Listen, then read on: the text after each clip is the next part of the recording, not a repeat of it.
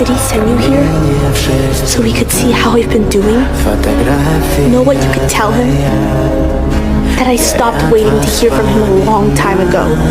I'll pretend my dad doesn't exist and he can forget about me too. These were your father's belongings.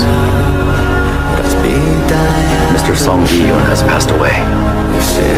Before he died, he left these things for you, Kayo.